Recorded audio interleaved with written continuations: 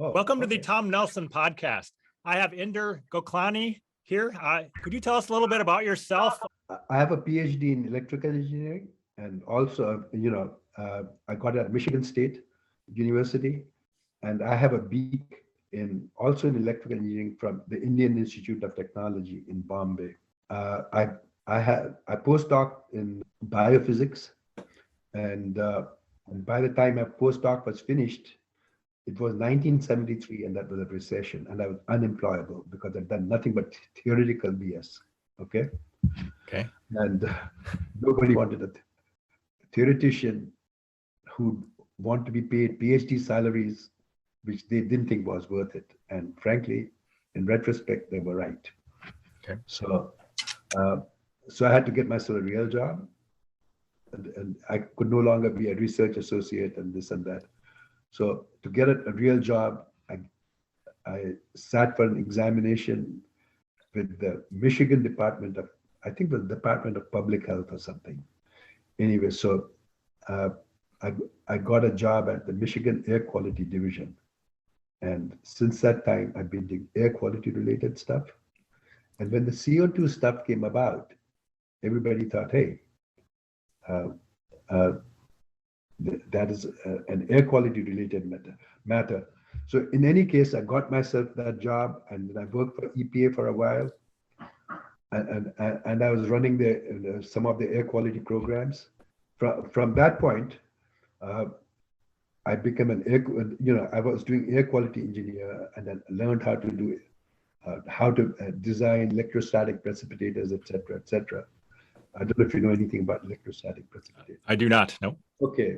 Those are machines that essentially knock out from the exhaust of the gas. They knock out solids. Okay.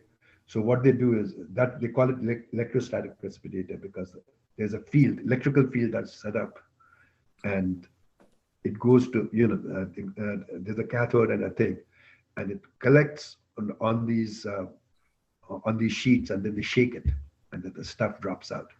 There are much better methods of doing it these days, but that they don't need to do that. But in any case, I got into that. I got into air pollution, etc. And then I ended up working for something called the National Commission on Air Quality. Okay, and I was their technical director for a while.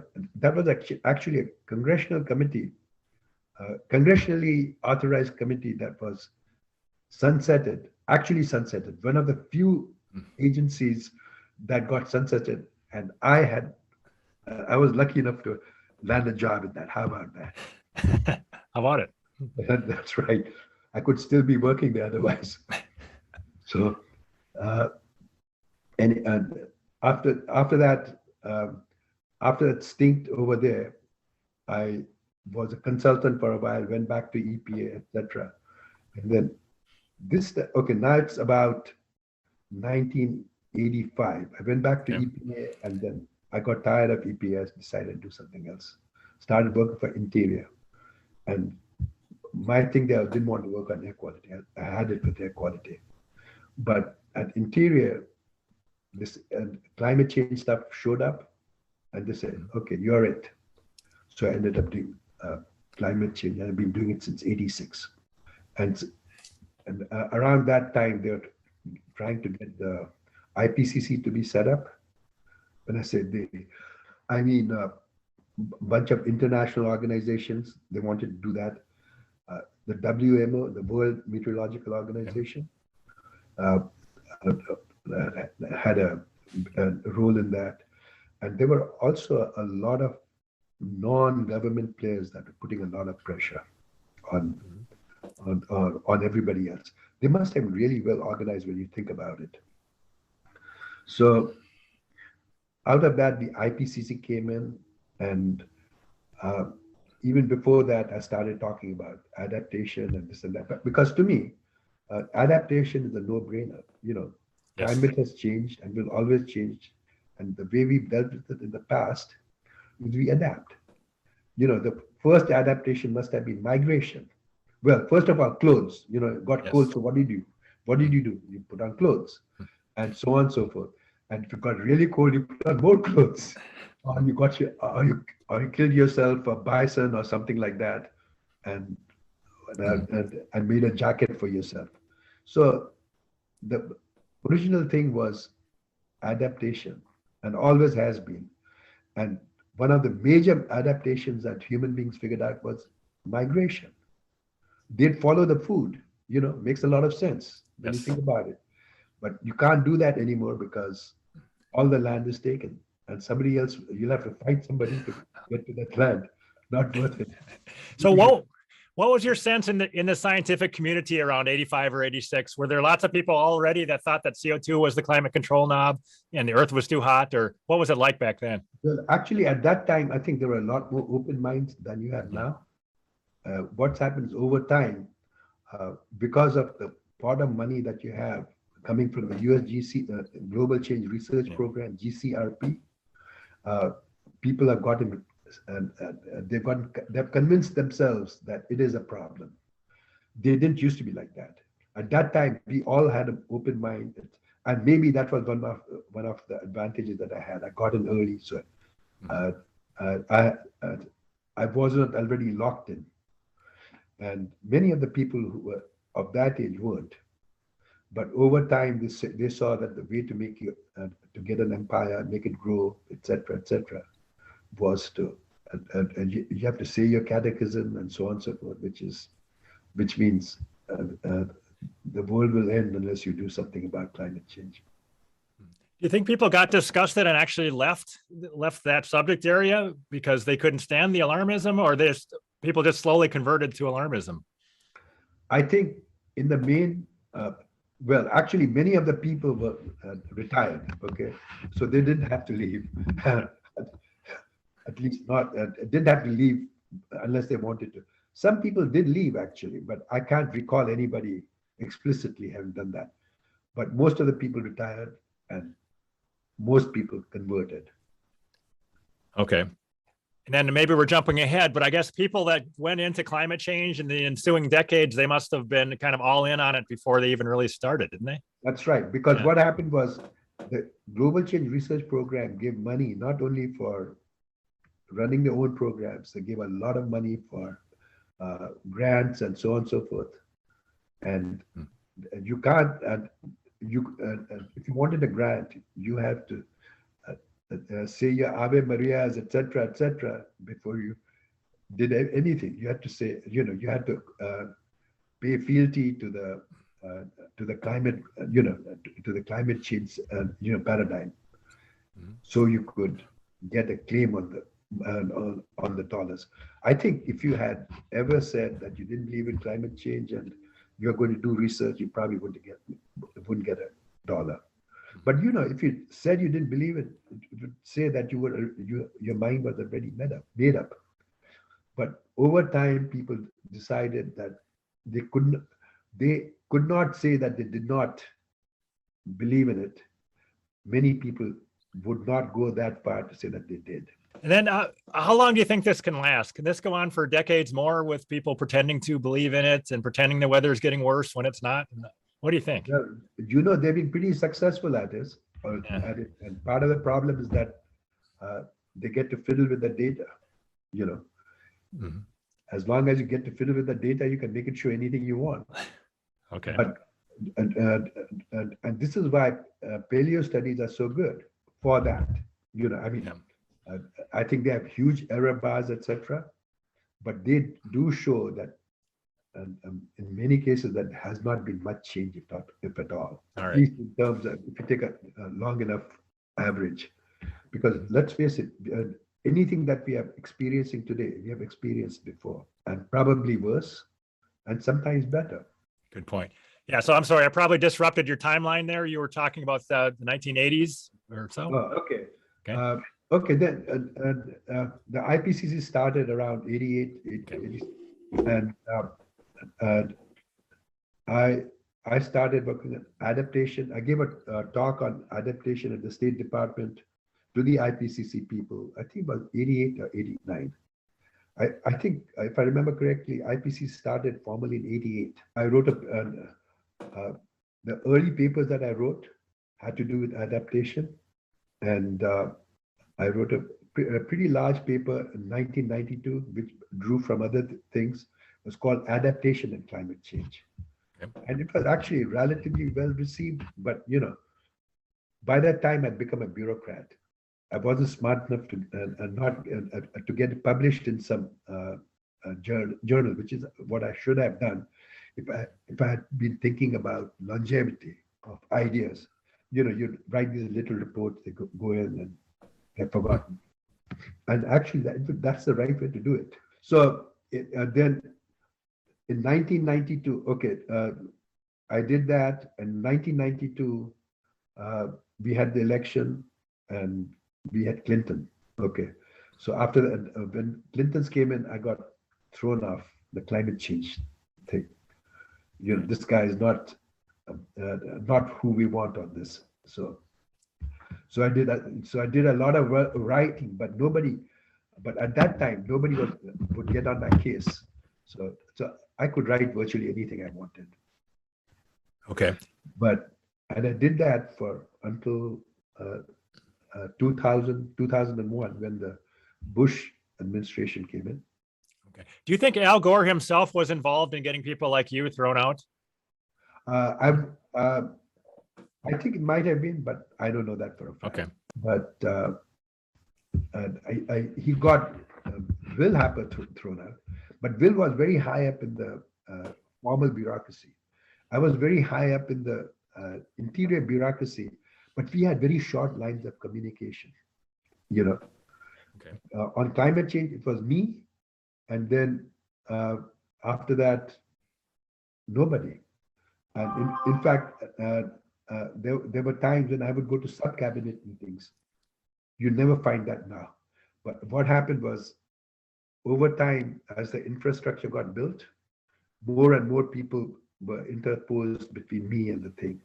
Mm-hmm. And but even then, even until 2020, I was pretty high up in the climate change bureaucracy within Interior. But the problem was, by that time, the science was being done by USGS, who had all become true believers. What should I say? I think part of the problem was we should have been good bureaucrats, and we weren't. What do you mean by that? That you weren't? We weren't good bureaucrats. We should have built up empires, etc., etc. But to do that, you would have had to agree to the paradigm. You'd have to believe in the paradigm, or at least not give an indication that you didn't. Yeah, so there was no money or power involved if you were skeptical of the narrative, right? Yeah. Well, there might have been, but I never went for that. I was just that bureaucrat. I was thinking of myself as a bureaucrat. And I do papers because, somebody had to write about these things. Somebody had to write that adaptation was a good thing. And it was a better option than mitigation, etc., which is actually what I wanted to talk to you about. I developed a concept called focused adaptation. Yep. What focused adaptation is a systematic approach to reducing the problems that we see of climate change, but do it in a way that we ensure that it has benefit for society. So the first step in this is we identify existing urgent problems, that could be made worse by climate change. Now, I think it's important that the problems be existing and also that they be urgent. And the reason for that is, if it's not urgent, why the hell are we wasting our time? Okay? And if it's not existing and hasn't happened yet, you might still be wasting your time because it may never happen. And that's one of the problems of climate change. We do not know what's going to happen, but people make all these assumptions, and then they set up all these programs, etc., to deal with it, and you do not know whether it's going to do any good, because you do not know that climate change is actually going to make that matter better or worse. And the important thing to remember is that climate is not uniform. Neither is climate change. And in some places it will be good, in other places it won't. Okay. And because of that, it doesn't make any sense to have any whole-scale mitigation. Because if you have whole-scale mitigation, it means that you're reducing both the benefits of climate change and the costs that we incur because of climate change. It's a no-brainer. If you want to capture the benefits, you should be adapting so that you only deal with those problems that are currently urgent, and if they are existing, you're going to have a good result. The worst thing that will happen is you might misfire, but it's more likely that if you're actually trying to solve the problem, you'll do some good. But with mitigation, you have no idea, and with mitigation, you get rid of the good as well as the bad, which is ridiculous. Makes no sense. Yeah, I mean, the whole idea of trying to adjust the temperature of the entire world and to solve problems by cranking on something that's not the climate control knob, it just seems totally farcical to me. But even if it were, Yeah. It assumes that the problem is going to be equal everywhere, and that and in no places does climate change make matters better. But we know that's not the case. Mm-hmm. There are some places that are colder than hell. Minnesota. Yes. I'm surprised that anybody in Minnesota who wants to reduce global warming. Right. Yeah. That's neither here nor there. But that's why you got to have a strategy that looks at current existing problems that would be made worse by climate change. And then you focus on that. So I call that focused adaptation. And I wrote a series of papers in the early 2000s. And the concept of focused adaptation was, nobody was adopting it. So I said, okay, we'll just forget about that. But funnily enough, when the COVID thing started, one of the strategies that, do you know about Bhattacharya and all these guys? I do, yeah. Yeah, I've been reading his stuff, yeah. His strategy was focused adaptation. Exactly the same terminology. I never looked into exactly what he meant by that, but the words are the same, focused adaptation. Okay, good. So, but in my thing is you identify existing problems, see which of them are getting worse, and also they have to be urgent, as I said, and then try to improve them. Now, one of the benefits, as I said, was you capture the benefits of global warming by rejecting its costs. And the other thing that you do with that is that you're looking at not just the delta of the problem that was created by global warming, but you're looking at the whole problem. I'll give you malaria as a good example. There were analyses on malaria that said as much as 300 million people would be at risk of malaria. Okay. And, but actually, and so if you did something about global warming, you'd do something for those 300 million people, right? But if you looked at the total malaria problem, climate change plus the baseline thing, you had 4 or 5 billion people. So it is really stupid to be focusing on 300 million when you should be focusing on the 500 million. And even if you had, and you can go through the math, even a small reduction in the total problem will exceed whatever you could do if you got rid of all of climate change. So that's the rationale for focused adaptation. You could do that for malaria. You could do that for water resource. I'll get back to water resource another time, but you could do that for not virtually, for anything that's an existing problem that would be made worse by climate change. Yeah, so that's extremely intelligent. And then at a place like COP27, are they talking about this at all? I have no idea. Okay, just curious. I doubt it because I do too. I gave that up when I left, and I don't follow it in great detail. But Okay. you have to approach things systematically and with some common sense. And solving the whole problem is generally a lot better than solving a portion of it. Even if you solve that portion completely, there's a good chance that you missed a lot. And in this case, in the papers that I have, I showed that you're comparing 300 million versus 4 or 5 billion. Good. It's a no-brainer. So in any case, my approach, I believe, will actually be a lot more cost-effective because it's solving a bigger portion of the problem, and you're not restricting yourself to just global warming related problems. Good. Okay. And the other thing, this is a weird thing, is so these guys at the IPCC, there was a guy called Martin Parry. He was a chairman of the Work Group 2, which is Work Group 2 is impacts and adaptation. So if I'm talking IPCC jargon, tell me. And I will. All right. So he looked at all these and came up, he and a bunch of others who all worked with the IPCC Work Group 2, came up with this paper called Millions at Risk. Okay, because what they did was they took a look at all these things. There are billions of people affected by malaria, and they took a look at how many of them would be a problem, and they called it millions at risk. But what and they looked at water resources. What else? They looked at water, food supplies, and water resource. Okay, I did mention malaria, whatever. And there was one more. Anyway, so they looked at all this and they did the calculations and they figured out the delta before and did the analysis before climate change, and they did the analysis after climate change, and they did the delta. And they always got millions of numbers. Oh, sea level rise. That's right. Okay. The fourth one was sea level rise. And in every category, there were millions of people at risk.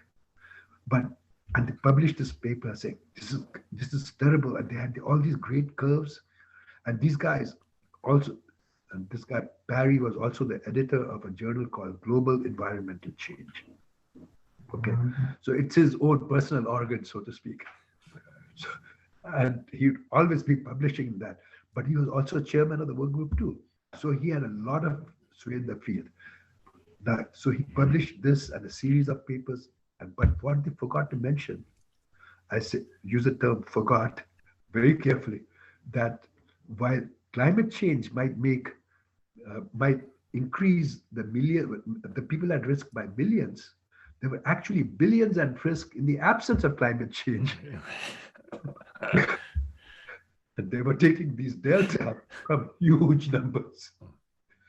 So, and I think they had been planning to use that to terrify the world community into some action. But, I got on their case, and I don't think they followed through on that because they couldn't, because their game was up, literally. I showed it up, but they still persisted. Anyway, I thought I'd tell you about the billions at risk. When billions more at risk otherwise, actually. So, okay, that was one of the things I wanted to talk to you about. Okay. And I think that's very important. What they did there was they forgot the context. When I say forget, I use the term advisedly. They forgot it on purpose. Yes. And, this is like looking at anomalies. When you look at anomalies, do you know what? Anomalies is a good method of doing things if you're doing science, because you want to see what the change is. And if the anomaly increases, right, then you see, you take a look at the impact, and you can see and you can relate that to the change in the anomaly. Okay. But when you do that, you lose context. You have no idea that, and they never talk about it. They'll tell you that temperatures have gone up 1 degree centigrade or something like that. So when you do this anomaly, you have no idea that the average temperature is something like 57 degrees. And you're talking about a small change on top of the average temperature. And this is why it is important for these guys to lose context. And they never point it out to you. They talk about anomaly. In fact, if you look at IPCC these days, everything is in anomalies. So as far as you're concerned, there's this huge thing, and temperature is changing like crazy.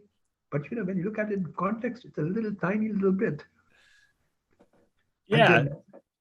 I'd just like to share something here that supposedly where I'm sitting right now, the average annual temperature is 45 degrees Fahrenheit here in Minnesota. So this whole idea that, oh no, it's going to warm by 2 degrees Fahrenheit, that's really going to be terrible. It's people don't think about that, but that's exactly it. Yeah. And the idea is to bury the context. Right. Virtually everything in the environmental business, as far as I'm concerned, is based upon burying the context, not letting it out, and that's how they get people rattled up on virtually everything. Anyway, good. Let's now talk about impacts methodologies. Okay, when people started this, they didn't have a real good methodology for doing impacts, and they still don't actually. But there were two major omissions.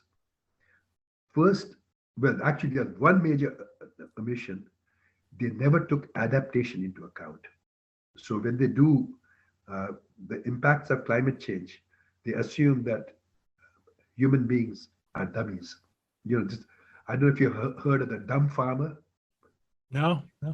Okay, they would do agricultural studies, and they figure the climate will change, and the farmers are dummy, and they never figure out how to cope with it. But this is ridiculous. First of all, we know farmers are always coping with not just climate, but with weather, which is a lot more weirder than climate. So the basic assumption was that we got dumb farmers. The temperature would change, and there would be all these impacts, and there would be no adjustment to that.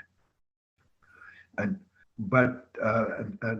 why are there adjustments? First of all, as time goes by, we develop newer and newer technologies, sometimes in anticipation of what might happen, and sometimes afterward. Okay, so we don't really have a dumb farmer. But the other thing is that there are two major reasons for being able to. As time goes by, we are able to adapt better and better. And the reason for that is as time goes by, we have more technology, and technology usually accretes, it gets better and better and better. And the other thing that we have seen, I don't think this is going to be true for much longer if we keep what we are up doing, we get wealthier. Because as we get wealthier, we have more resources which we can put into adaptation or whatever. We can put more resources into anything that we desire. If we want to adapt, we can do it a lot better. More resources, and that's between technological change and economic growth. If you factor those in, all the impacts actually quite often just almost disappear. And I have shown that. So if you take any indicator of human well-being, we find that each and every one that I've looked at, and I've looked at about 30 or 40 of these, I wrote a book called The Improving State of the World. It's a great book. Yep. I looked at 40 of 50 indicators there, and I plotted out how it varies over time for different groups like developing countries, developed countries, and the US, etc., etc.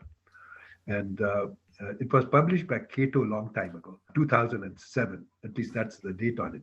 What we find is as societies get wealthier, and with time, we've been getting wealthier, and with time, virtually each and every indicator is improving. Okay? Means if you take a look at life expectancy, good one. Okay, we find that over time, we are living longer. And if you plot life expectancy versus economic, versus the level of economic development, okay, or GDP per capita, you find that as looking at it from your point of view, as economic growth increases, uh, life expectancy also increases, but at a diminishing rate. Okay. Okay. So, and it's not a straight line, it goes there and kind of curves over. Okay. And the other thing that we find is that when, if you take a look at all the, and the reason for that makes sense because as you are wealthier, you have more resources, you can get better doctors if that's what's needed, et cetera, and all that good stuff. Okay. And there's and it actually tells us there's a good reason to be wealthy because you get all the good things. And the other thing that we see is that not only do the good things improve, the bad things become less worse. Like infant mortality, etc. And I think virtually everybody knows this in their heart, but they don't think about it. Okay, so the good things improve and the bad things become worse. So now, if you plot at two different periods of time, okay, life expectancy versus say economic development, okay, the curve is like this. And if you plot it at a different period and at a later juncture in time, the curve is actually higher. It's not quite parallel to the previous one, but it goes higher. And the reason for that is because of technological change. Because of technological change, as time goes by, more and more countries have access to the same technology that only the wealthy countries had once upon a time. Okay, and the same thing is true for infant mortality. Infant mortality was declining, and it will decline even further in due course. But if you plot that, so we see that over time the thing shifts a little bit. Okay.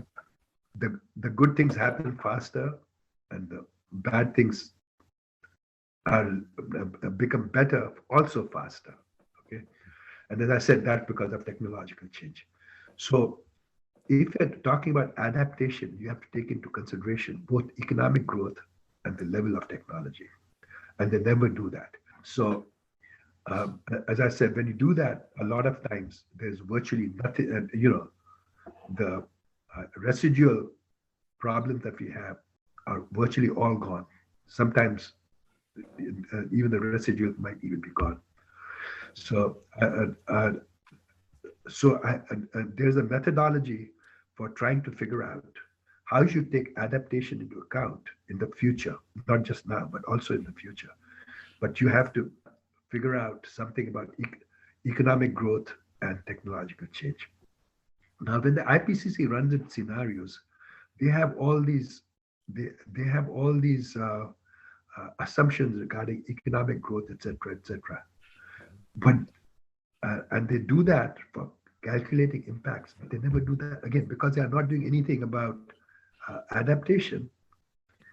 They do not take into consideration that as time goes by, our adaptive capacity also improves.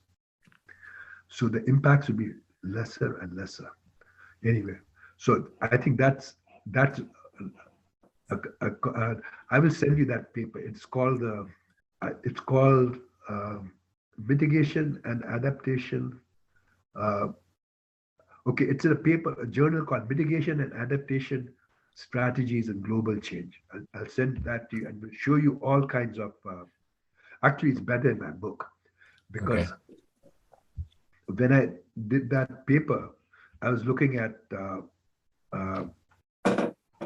economic development in terms of market exchange rates.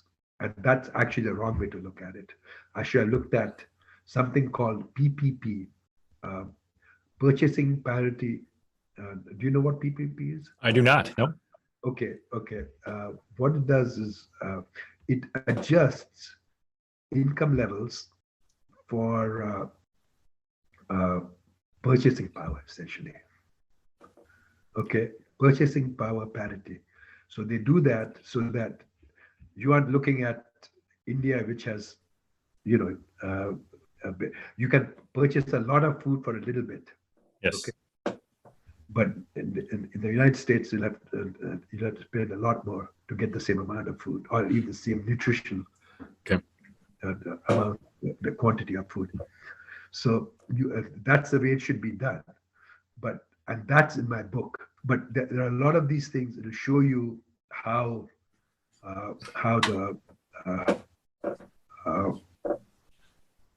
these indicators are improving with time and economic development. Mm-hmm. And as I said, I think now they might be thinking of bringing it in, factoring that in. But it's been like 30 years of fighting with these guys to get these things. It's crazy. I mean, do you think there are some sort of current projections that says heat waves are going to be so much worse in 2100 that people are going to be dying in their thousands? I would guess they're probably trying to sell that idea. But if people have air conditioning, they're not going to die from heat waves, right? That's right. And and unless they screw up our economic development, which they're trying very hard to do, more people should have access to air conditioning. Okay. But the important thing is that the data show us that as time goes by, fewer and fewer people are dying from heat waves, etc. And, if you take a look at that, we actually still, there are many more people dying from cold than from heat. You know that, right? I do, yeah. Okay, well, you're from Minnesota. You should know that. Yeah, the Lancet said it was up to a factor of 20, right? Possibly. Well, actually, I have a curve somewhere where you can take a look at it. It's in I wrote a little paper for something called the Global Warming Policy Foundation. I don't know if you know about that. I do know about them, yeah. Okay. I did a paper called Reality versus Perception or something like that. There's reality and perception. So if you go online and do Goklany, reality, perception, you should be able to get to it. Good. I will put that down also. Okay. As that I have PDF of, so I can say that. Very good. But there it is, depending on which place. The average is about 14 or 15. Okay. 14 or 15 times more people die from cold than from heat. Yeah, and that includes even places that we would consider warmer, like the continent of Africa or India, right? That even there, cold kills more people than heat. Do loss and damage first, and we can go back to. Okay. The question that you have to pose is: do industrialized countries owe developing countries anything? So the short answer is nothing. We don't owe them anything. In fact, the chances are they owe us something. Okay, and the reason is like this. I'll give you some kind of a rationale. Okay. In 2006, the GDP per capita for low income countries, which does not include the United States, obviously, in PPP adjusted terms, that's PPP is purchasing power parity, was 1,327. Their life expectancy was 60.4 years, which is actually much. And this is because it is 2006. If you looked at it in 1945 or 1950, their life expectancy was more like 45 or 50. Wow. Now, but if you look at, but the US didn't get to 60.4 until 1902.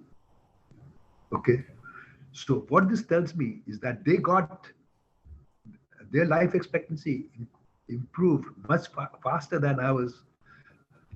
I won't say they improved much faster. Whatever level you specify, the low-income countries are getting to a lot faster than the US did. And the reason for that is simple. We have better technology. Much of it was invented within the United States. Okay, was developed in the United States. And the developing countries are now able to cash in on that.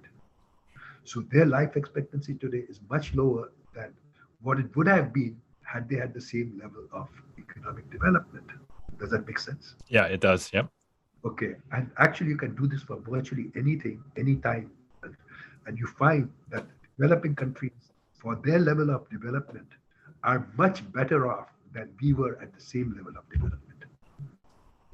So I say we made their life better and they owe us. Excellent. I like that. Okay, that's for that. And I was going to sit down and write this out in greater detail sometime, but I don't know when I'll get around to that, doing that. Okay. You're not going to be out in the streets holding signs saying that you want loss and damage payments from low-income countries. You're not. Hey, I might if there's money in it. Maybe I should. I need to make some money on this thing. Okay. Okay. The other thing that and I've been dealing with is to save land for nature. Okay. One of the concerns conservationists have is that human beings are using up all the land. So how do you make sure that they use less land? You do that by making agriculture more productive. Okay.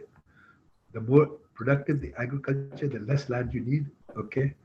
And I have to tell you, I thought I had discovered this principle in 1992. I wrote a paper for the Cato Institute, but unbeknownst to me, I think Borlaug from Minnesota had identified as one of the benefits of increasing agricultural productivity.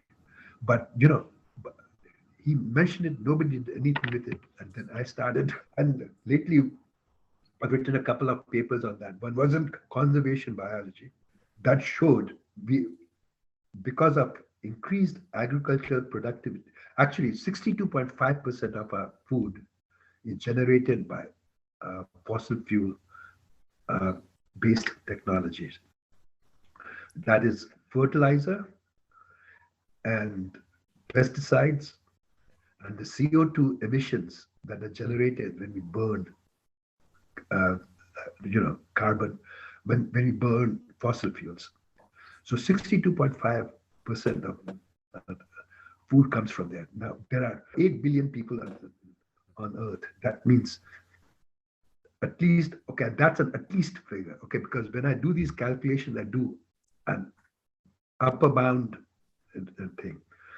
And in this case, it's a lower bound. At least 5 out of the 8 billion people are fed because of technological change via fossil fuels, one way or the other. Okay. And what this has done is we have reduced our physical footprint on the world, so that instead of we currently use about 12.2% of land for agriculture. But if it hadn't been for these, we'd be using an additional 20.4% more.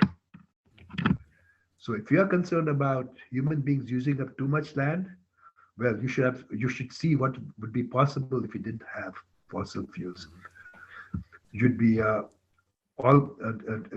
we'd be going from 12.2 to 30.7% of the world's land would be devoted to agricultural pursuits. And people don't look at that at all, but it's a really incredible benefit that nobody has identified. That's why I wrote a paper called Fossil Fuels Are the Greenest Energy Sources. I'll find that one and put it in the show description. Yeah. Okay. And then I should mention, probably if we're trying to reduce our footprint on the land, we probably don't want to cover the land with square miles of solar panels. And we probably don't want to grow enormous amounts of corn for ethanol, right? That's true. But all that is put into the shade when you look at the amount of land that has been saved by fertilizers because of using fertilizers and pesticides. The amount of land, and I will also send you that paper. Okay. So anyway, I wrote that little piece, which I think is worth looking at if you're concerned about the benefits of fossil fuels. Absolutely. Good. If you really want to save the world for conservation. Yes. In fact, if you look at how much land has been saved because of these fossil fuel technology, when you come, it's 20.4%, as I said. But contrast that with all the land that has been set aside for conservation, it's 14.6%. So we have set aside, we have saved more land than has been set aside forever over all time frames for conservation. Very good point. Yep. But it didn't get it got published by the Society for Conservation Biology, but nobody's made a big fuss about it. I wonder why.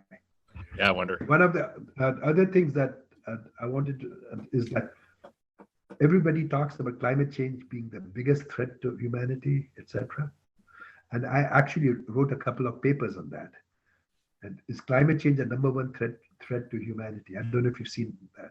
I probably have seen it, but I'm going to put that in the show description too. Yeah. Okay, and essentially what I did there was I took a look at, do you know about the Stern report?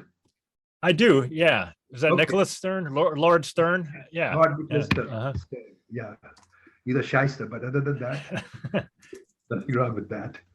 Okay, so he put out a report saying that the impacts of climate change will be equal to, I forget, something like so many percent of the world GDP. So what I did there was I looked at the different IPCC scenarios. I think this would be for TAR. Third assessment. Yeah. Maybe FAR. So I looked at the level of economic development in that for each of the scenarios, and I used their figures for how much GDP per capita would be reduced because of climate change. And I compared that to, and I looked at the difference, and I found that in virtually every case, regardless of climate change, we'll all be better off, even after you factor in these bogus numbers for the impact of climate change. I don't know. Oh, here it is. Okay, for example, I looked at what they had done calculations for 2100 and 2200, starting with 1990 as the base. First of all, you can't, any analysis you do that goes 110 years away for economic development and technology change, it's garbage. You can't do that, you know? Right. Even the IPCC says somewhere you can't do it for more than 5 or 10 years at a time. Okay, at most, you know, because we are not that, if we were that good, we would never have a problem. But for each of the scenarios, I subtracted the portion that they would attribute at the most, you know, the outside for the effect of climate change. And you find that in each case, we are better off. And there's one case for 2100 that we were not. But for all the other 4 scenarios, we were always, the industrialized countries as well as developing countries were better off. And they were even better off, even more better off, so to speak, in the year 2200. There's no problem. So my conclusion on that was, no, it is not the greatest threat to humanity. In fact, the greatest threat to humanity is doing stupid things to resolve the problems that climate change would create, whatever they might be. Excellent, excellent. Okay. And by the way, there is an assumption that, let's say it's warmed by 1 degree centigrade since 1870 or whatever. There's an assumption that that has harmed our GDP, right? And if we were to cool by 1 degree centigrade, that would be great for our GDP. Is that really an assumption? Because that's pretty crazy to me. Like global cooling would be good for us. They slide by that most of the time. They have not. Yeah. And this is where the loss and damage thing might be useful. I don't think they have shown that. Okay. Okay. You know, they can do all kinds of hand waving and stuff like that, but they haven't, because let's face it, there is no empirical evidence that anything bad is happening because of climate change. Yes. Yeah. Very good. Fewer people dying. There are we are losing less uh, in terms of economic, economic losses are lower. Food supplies have gone up. We have access to more water. More people have access to safe water than ever did. And that's important. People talk about water being a big thing as if you're going to run out of it. What they do is they take a look at water resources, and they take a look at the population, and they say, oh, we are running out of water. Well, we might be running out of water if you look at it that way. But if you look at who has access to water, we have more access to clean water today than we did 50 years ago. And there's data to show that. And I do that in one of my papers, I don't know where, but you can show that food supplies have gone up. We know that because we can feed 8 billion people. We are feeding 8 billion people today. When in 1900 we were feeding about a billion. I think it's a billion. I'll have to check that number. But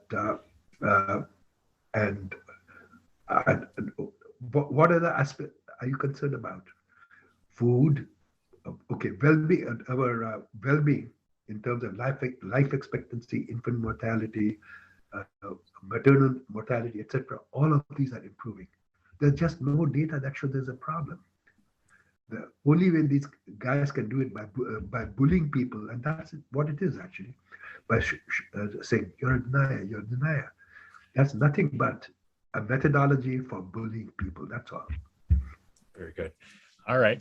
This has been very good. Any other points you'd like to make before we go ahead and wrap up? Virtually every indicator of human well-being has improved. Okay. And now I have to say that this was, when I did this was in, around 2005, 2007. Yeah. I'm beginning to be a little skeptical about whether this improvement will continue because we have been doing such stupid things.